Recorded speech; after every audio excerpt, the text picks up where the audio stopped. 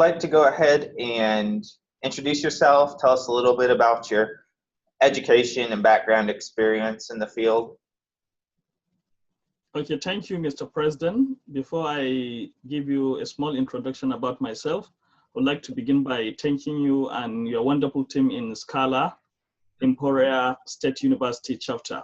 This is a great opportunity for me to share my experience as a professional librarian with a vibrant and distinguished student body in the United States, because Emporia State University has been one of the most popular library schools in Nigeria for a number of reasons. We have the opportunity to have a renowned professors in library and information science from Nigeria to come and study and improve themselves in Emporia State University. And currently we have one of the most dynamic young man in person of Daniel Abaji, whom through I had the opportunity to be with you here today. So Emporia University is like that advert of Mercedes and the others. So when you hear library school in the United States, as far as Nigeria is concerned, because of the contribution of Emporia State University Library School, the school library has been very popular among Nigerian students. And I can recall when I was a student in Nigeria, long ago, there was an intervention program that Emporia State University Library School have partnered with number of schools of library and information science in Nigeria to have opportunity for intervention where young librarians or students of library and information science will have the opportunity to improve their skills in using ICTs in libraries. So that has been a very great development coming from this very popular, famous and distinguished university. Thank you. My name is Sagir Musa Ahmed. I'm the current director of American Center at the U.S. Embassy Abuja.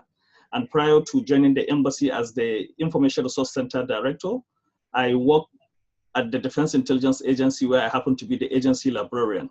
Having spent some years at the FX Military Intelligence Outfit in Nigeria, my service has been transferred to the FX Security Outfit in Nigeria. That's the Presidency of the Federal Republic of Nigeria, where I serve as a staff officer in Library and Information Services at the Office of the National Security Advisor for a period of almost 4 years before joining the US Embassy. So professionally, that has been my background. And prior to that, I had a degree in Library and Information Science from the Bayero University, Kano, before I went to United Kingdom for my second degree in Library and Information Science sometime in 2014, where I had the opportunity to get a master's degree in Library and Information Science from Manchester, University of Salford. Thank you. Yeah, it's nice to meet you, Sagir. It's my pleasure. How you got over there. To start with, we want to ask you a question, and then we hope that within the time frame, we'll be able to get an answer. We are aware that you received numerous, distinguished degrees, also BSc in library science, and also later on you had, your master's also in the similar field. With all that experience that you have been able to get, what do you think are the similarities or differences that you have seen in libraries that are actually in Nigeria and those in other places or part of the world that you have actually been to? All right, so thank you very much for this very interesting question. And I am very proud to tell you I had the opportunity as a librarian to travel around the world, particularly about 4 different continents of the world. I am African, a Nigerian, and Nigeria happened to be one of the largest and diverse countries in Africa. And we have large number of library institutions at the federal, state, and national level.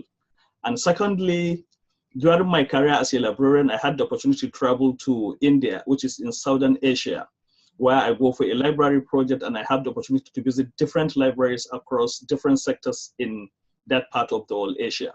And as I earlier introduced to you, I had the opportunity to be in United Kingdom, where I attended my university for second degree.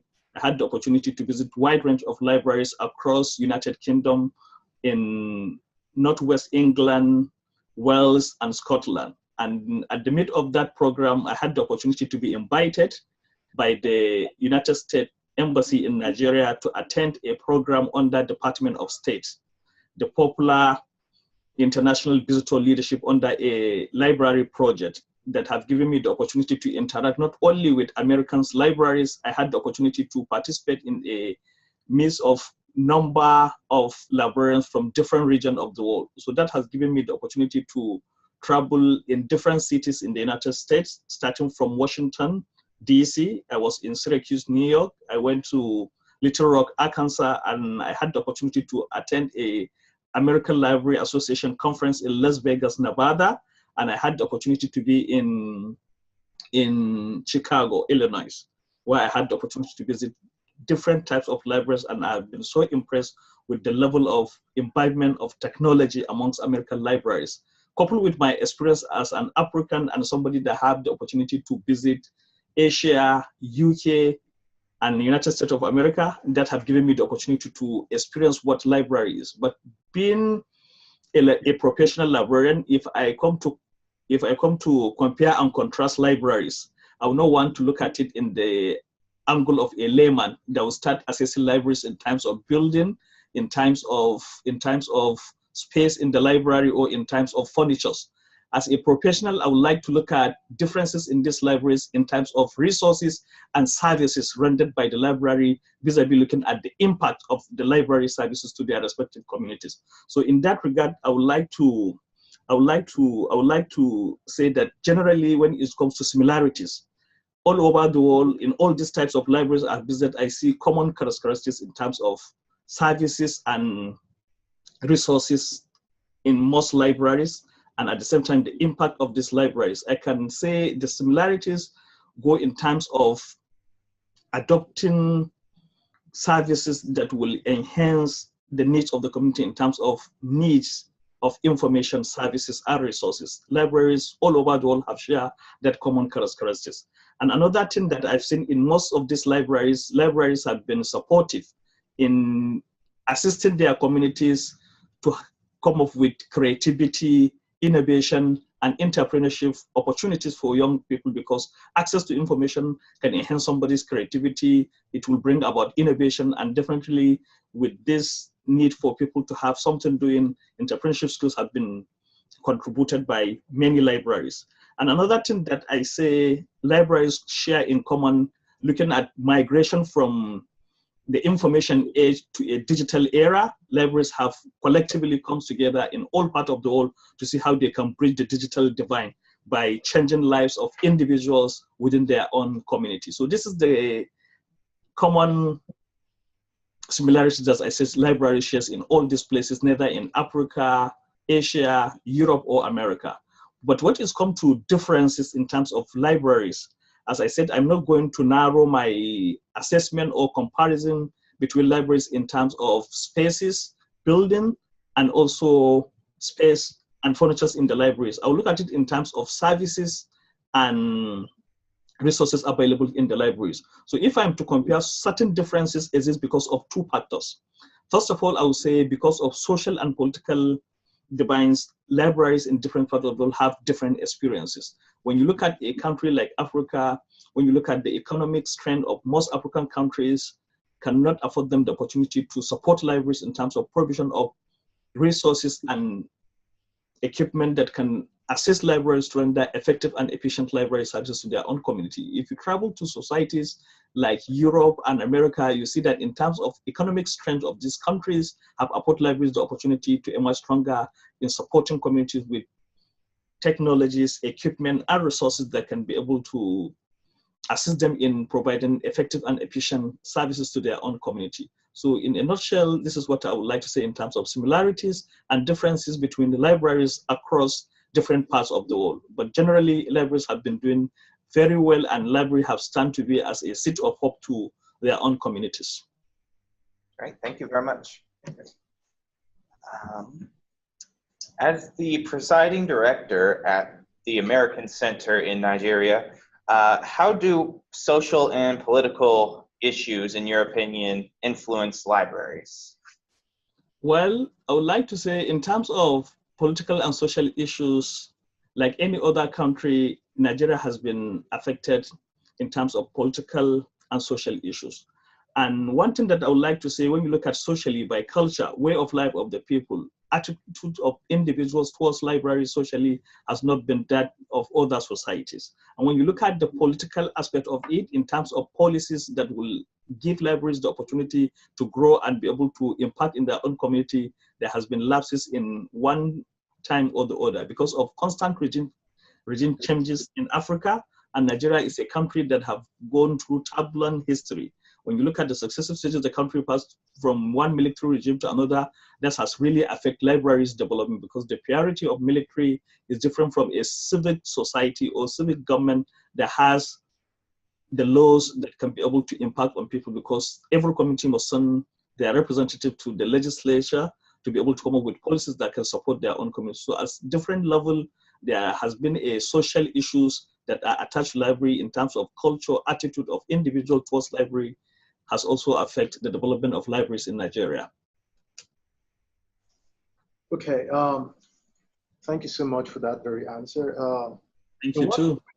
Do you think libraries and librarians in Nigeria can actually influence organizations or try to make positive impacts within the society where they are actually found? You see, when you talk of impact, when you see a society, because most great societies, any great city must have been served by a great library.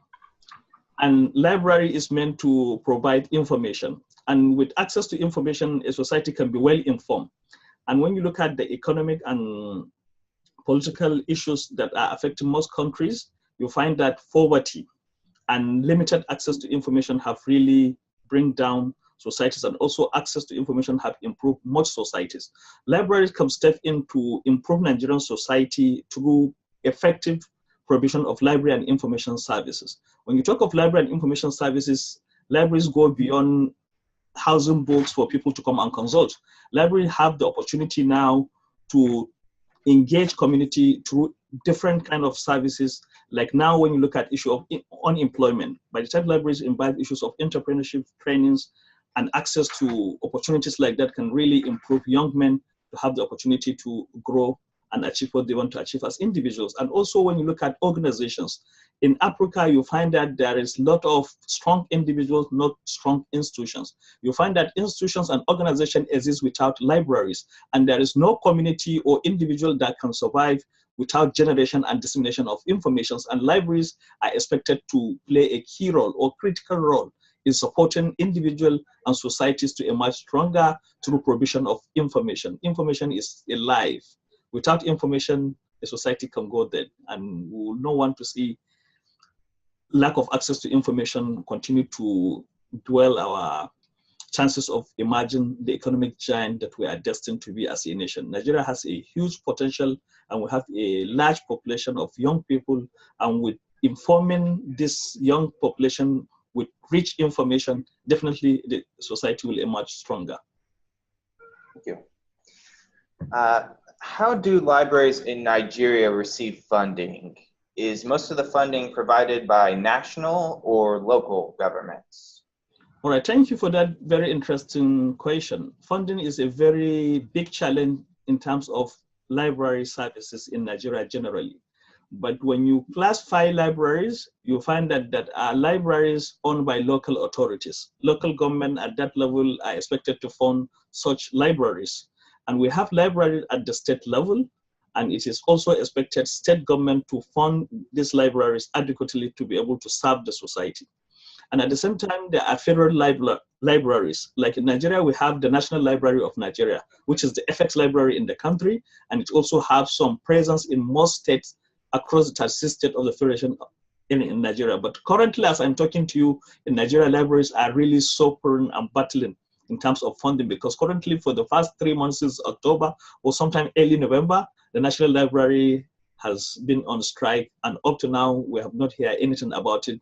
The libraries, those are closed to individual. People can no longer access resources, not to talk of services in that kind of library, because the personnel or human resources of that libraries are under strike. So generally funding depending on the kind of organizations the library belongs. We also have private sector in Nigeria, and private sector has also been contributing to the library development in their own level. And because of the capacity of individuals, organizations, sometimes does have really limited their funding in terms of making adequate provisions for libraries to be able to get resources, but print resources and digital resources to be able to serve the need of their serving community. That's a wonderful one. Finally, what trends do you see for the future of librarianship, both in general and within your country? Also, what are your suggestions and what do you think SCALA or the ALA could implement to foster such future trends? Thank you very much. And you are a student librarian. I'm also a practicing librarian.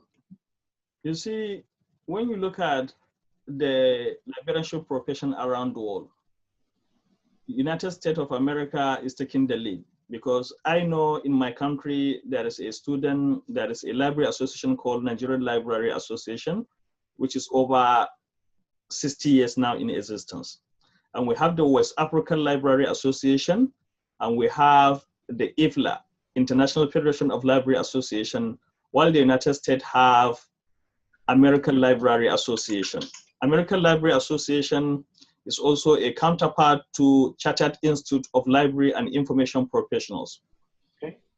Library and Information Professionals in the United Kingdom. So looking at all these associations, I am a member of the Nigerian Library Association, and I know what Nigerian Library Association is doing in trying to support libraries. I also know what the Chartered Institute of Library and Information Professionals is doing in UK, where I school, because I've been a student member of SLIP while I was in the United Kingdom. But going to United States to see what American Library Association is doing, and by my understanding, what the SCALA is doing, they have great role to play, because there is no library association like the American Library Association, and it's only American Library Association that is capable of supporting library, because all library associations all over the world looking at the ALA as a model. Because even if you go to IFLA, which is a world body, you cannot compare it with what ALA is doing in terms of library and information professional development. Because I have attended 2 American Library Association conference, 2014 in Nevada, Las Vegas, and I also attended the 2017 American Library Association in Chicago. So by capacity, by capability, ALA has a lot of contribution to make in shaping the global librarianship. Why I say so, with the American Library Association, they can be able to extend hands of fellowship to young African countries that can be able to improve their provision of library and information services through fellowship. So also a body like SCALA can continue to extend hands to similar student associations all over the world to be able to improve the professional capacity and development of young library students around the world. Because when I was in the university, I happened to be a president of Student Association of Library and Information Science in my own university. And I'm sure, Daniel, while you are in Nigeria, when you are in University of Technology, Vienna, you have been a member of such associations. Just think of now SCALA coming together to network and collaborate with all library schools around the world to continue with this kind of good work that you guys are doing. You see an opportunity for younger generations of librarians to be able to come together, rub minds, put heads together, and be able to chart a new course for the profession. And believe me, with that, we can have tremendous impact in turning around and shaping the future of our libraries and profession in general. But when you look at the current situation in the world, you understand that library has a big challenge in terms of meeting with the current trend in terms of digital world. Because when you ask a society, I can remember there was a survey I see conducted by Pew Research Center in Washington, DC. Average American indicated 55% of Americans indicated that they need libraries in their communities. But when you look at the survey conducted by ALA some time ago, you understand that the total number of people using the library is not as that of 95%. I think the statistics came with about 52% of people that are actually using the libraries. But if you begin to wonder what brings about this disparity between 95% to come and claim that, yes, they found library as important in their own life, but when it's come to actual usage of libraries, you understand there is also a 52% people that are actually using the libraries. So the point I'm trying to make here, as libraries are going digital, they also have competitors in the digital world. Because when you talk of library can provide with a book, you can find a publisher going online also to produce books and give books and to provide people to access individual books they have in their own collection freely. So now you can see the competition, like Amazon now. Amazon is in the business of selling books. People can go into Amazon, there are Amazon readers, things like that. So with this kind of challenge, libraries have to be proactive in connecting communities or individuals to see relevance. So one thing that I would like to recommend, libraries have to go mobile, because everybody needs library, but you don't need to be at the library physically. So for that, library has to go really mobile. Libraries have to go mobile. And another thing that I would like to add here, libraries and librarians have to think of the kind of content. Content is very important, because if you have access to any device, the kind of information that will flow in your own device is so amazing and overwhelming. And libraries have to look at the kind of content that they'll be able to create and provide access to their own clients. And another thing, when you look at digital world, there is what is called 3 E's. First of all, librarians have to make their resources and services easy to access. And these resources has to be very engaging, because if you have a resources that are easy to access but are not engaging, definitely people will run away from that. And librarians have to start thinking of that. And then you have to have things that are elegant in terms of your resources and services has to be really inviting for people to honor. Another thing that I would like to call on librarians, despite the fact of moving to digital, libraries has to maintain their physical presence for them to maintain their relevance. Because when you look at the history, nowadays you find a husband and a wife in a home, but they are not connected. They rather connect with the outside world. Somebody can decide to go via WhatsApp, Facebook chatting. Next person to you cannot even say much about you, because he is knowing people that are far away from him, not those that are close to him. So technology is really changing the way we do everything, and libraries have to really brainstorm and come up with a strategies and tactics that will make libraries to stay on top of the business of information services to their respective communities, for the libraries to be able to maintain relevance and also be able to make the maximum impact they're supposed to make in their respective societies. But I would like to say, generally, libraries are trying as much as they can, particularly when you look at local stories. There are libraries I've seen around the world that have really trying to connect with their own community in order to maintain their own relevance. The world is changing. At the same time, librarians, as dynamic, as proactive as we are, we're also moving in the right direction. And believe me, the profession of library and information science will continue to strive as far as information will remain a life span of every society. Thank you very much. Thank you. I don't know if really the president has something to say. Finally go. Thank you very much for joining us today. We really appreciate it. Very great responses. I think that will be very informative to us here. So we really appreciate you joining us. Yeah. Thank you so much, Mr. President, and my best wishes to you and your wonderful team at Emporia State University. Thank you very much. Yep. Bye-bye. Bye. Thank you.